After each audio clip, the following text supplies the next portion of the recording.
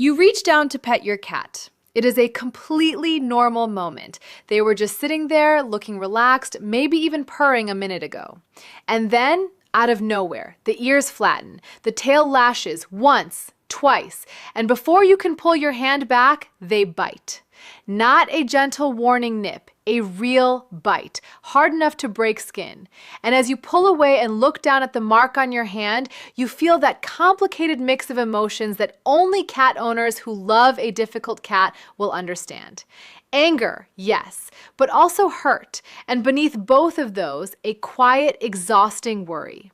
Why does this keep happening? What am I doing wrong? Is this cat ever going to let me love them? Maybe it is not biting. Maybe it is the hissing when you walk past, the swatting at your ankles from behind the couch, the way every family member has learned to give them a wide berth. You have tried calming collars. You have tried pheromone diffusers. You have read 3 different articles about redirecting feline aggression, and the cat is still sitting on top of the refrigerator, glaring at everyone like a small, furry dictator. It is incredibly frustrating, isn't it? Because this is an animal you chose, an animal you feed and shelter and care for completely, and they respond to your gentleness with claws. But what if I told you that in the majority of cats who display chronic aggression, the behavior is not a character flaw? What if I told you it is a symptom, a physical, neurochemical symptom of a nervous system that is producing too much cortisol, too little serotonin, and living in a state of permanent low-grade threat? And what if one specific spoonful added to their food once a day could begin to biochemically shift that internal state in a way that no collar, no spray, and no amount of patient sitting on the floor ever could? If you saw the title of this video, you saw the promise. Today, I am going to show you exactly what that spoonful is, why it targets the root of feline aggression at the neurochemical level, how to introduce it correctly, and what to pair it with for results you will be able to see and feel within weeks. Hi everyone, I'm Dr. Zoran, your neighborhood veterinarian, and welcome back to the channel. Feline aggression is one of the top behavioral reasons cats are surrendered to shelters, and one of the most heartbreaking, because in the vast majority of cases, it is not only understandable, it is treatable. So today we are doing a complete masterclass on feline aggression and natural neurochemical support. I am going to walk you through the real biology of why cats become chronically aggressive, the one spoonful remedy and the exact science behind it, the handling and environmental changes that compound the results, and the red flag presentations that mean the aggression has a medical cause that needs veterinary attention right now.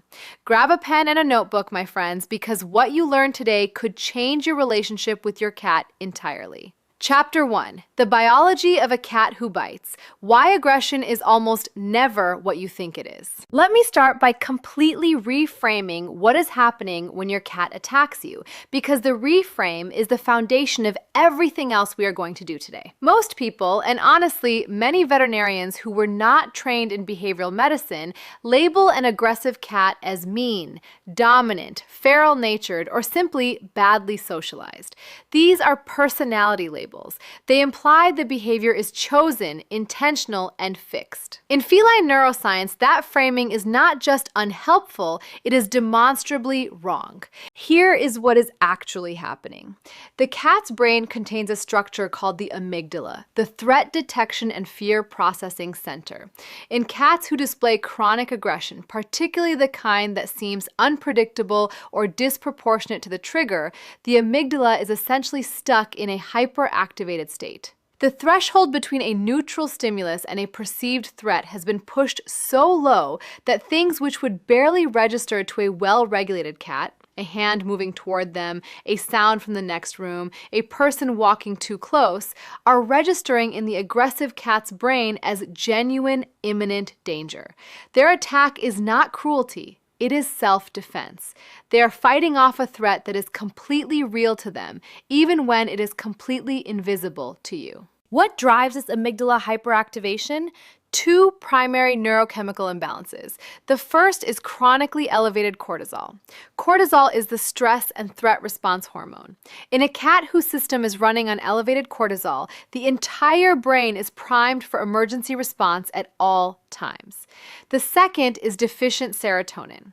Serotonin is the neurotransmitter most responsible for emotional regulation, impulse control, and the felt sense of safety.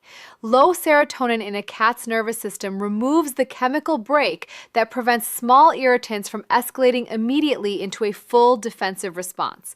The bite that seems to come from nowhere, the swipe that follows a single pet too many, the hiss at a person who simply walked into the room.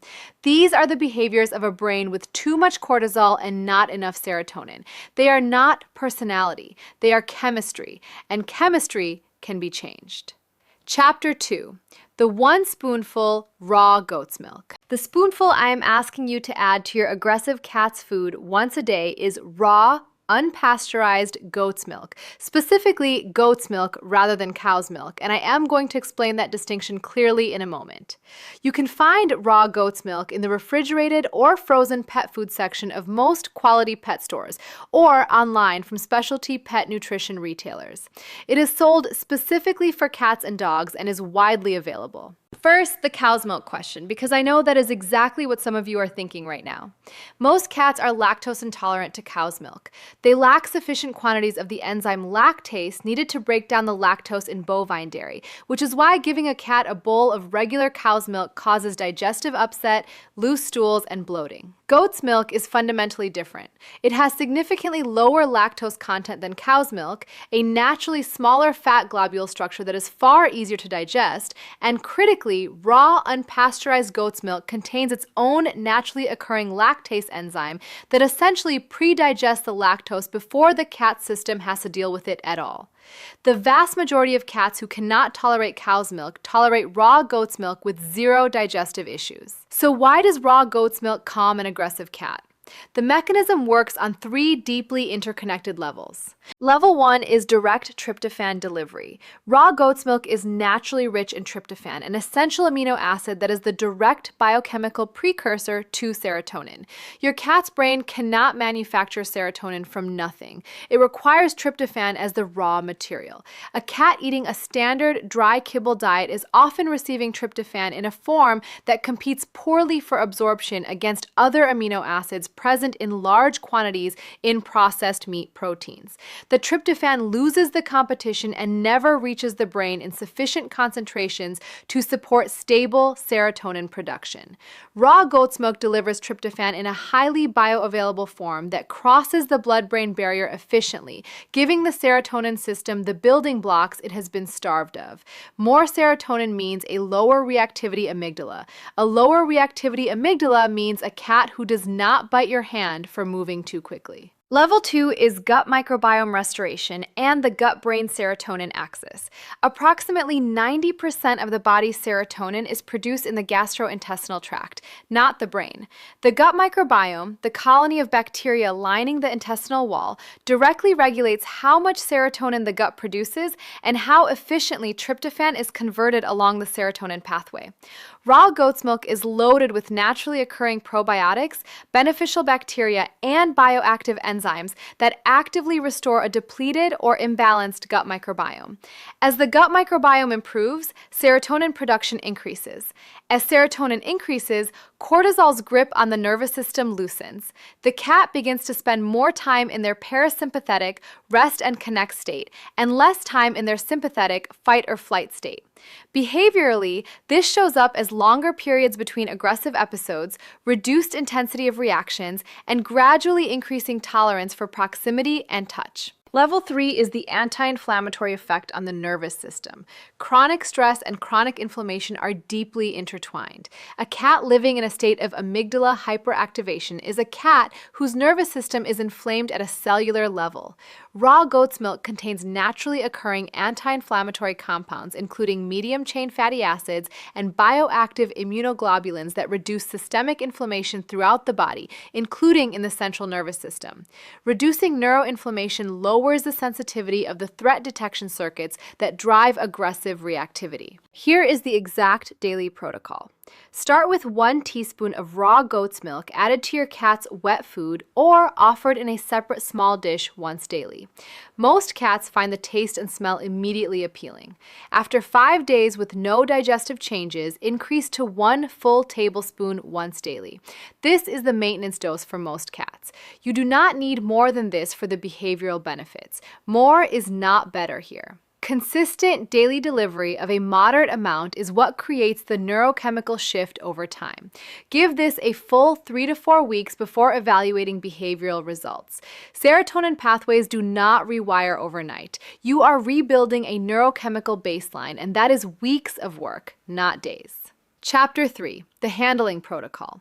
What to do with your hands while the spoonful does its work. The goat's milk is rebuilding the chemistry from the inside. But while that work is underway, how you physically interact with your cat either supports the process or directly undermines it. This chapter is about your hands. The single most common mistake owners of aggressive cats make is persisting with the style of interaction that has been triggering the aggression, hoping that more patience will eventually produce a different result. It will not. Because the aggression is not a patience problem, it is a threshold problem. And if your cat's threshold for feeling unsafe is currently set at, say, 3 seconds of petting, then 5 seconds of petting every time you approach them is 3 to 4 seconds of genuine neurological distress you are repeatedly imposing on an animal who cannot tell you to stop except by biting. Learn your cat's specific threshold. Watch them during interactions. The pre-attack signals in cats are extremely readable once you know what you are looking for. The skin on the back begins to ripple or twitch. The tail begins to lash from side to side with increasing speed. The ears rotate from forward-facing to sideways, then flatten. The body shifts subtly from relaxed to loaded, like a spring compressing. Any one of these signals means the threshold is approaching.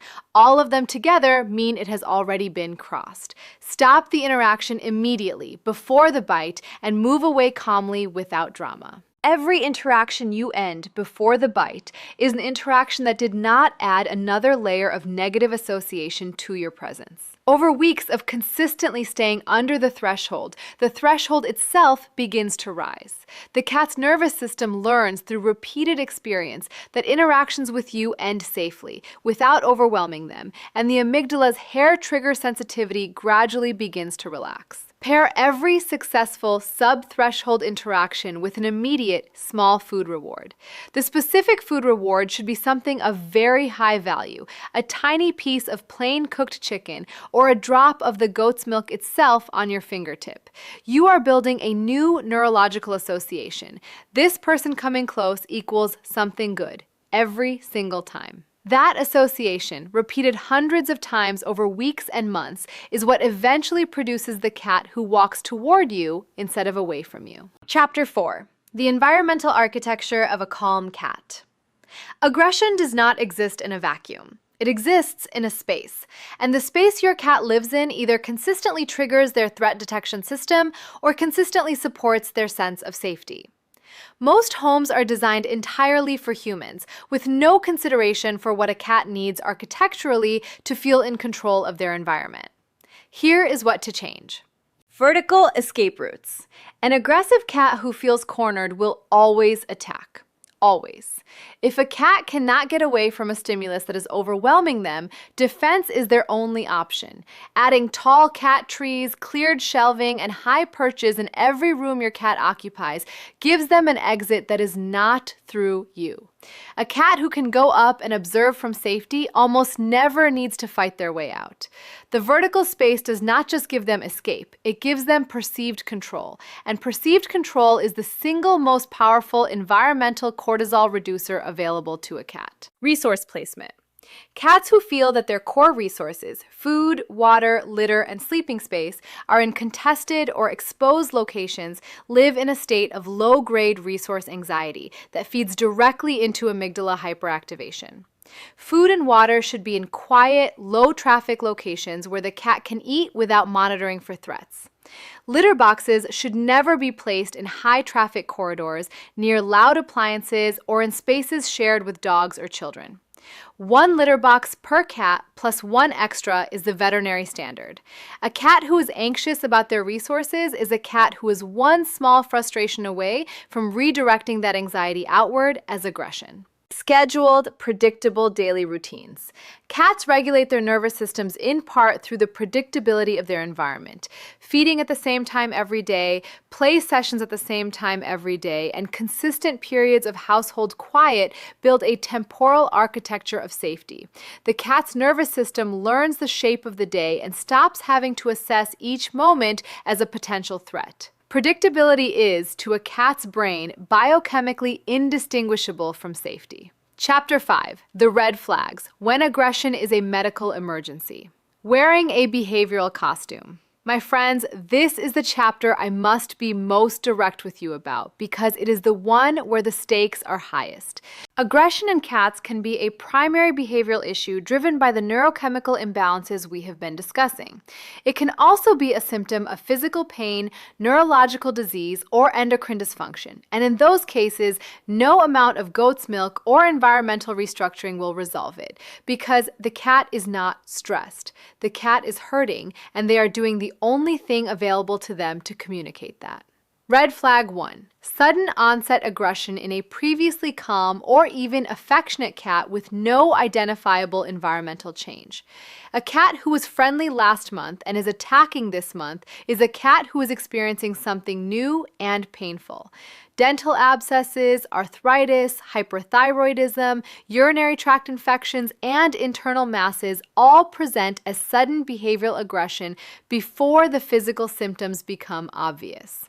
Sudden personality change in a previously manageable cat is a veterinary appointment this week, not a behavior modification project. Red flag 2. Aggression accompanied by any neurological signs.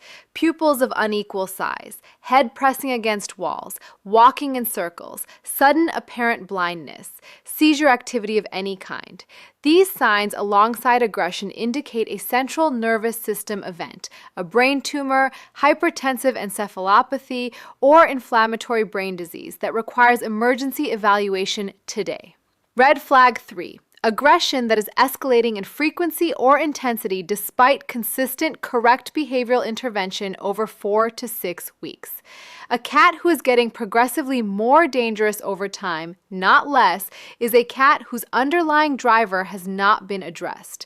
This pattern warrants a full veterinary workup including blood work, thyroid panel, and blood pressure assessment before any further behavioral strategies are attempted. Red flag 4. Aggression in a cat who is also losing weight, drinking more water than usual, vocalizing excessively, or showing a dramatically increased appetite. This cluster is the classic presentation of hyperthyroidism, an overactive thyroid gland that floods the body with thyroid hormone, sending the nervous system into permanent overdrive. Hyperthyroid cats are not aggressive by nature. They are physically incapable of being calm.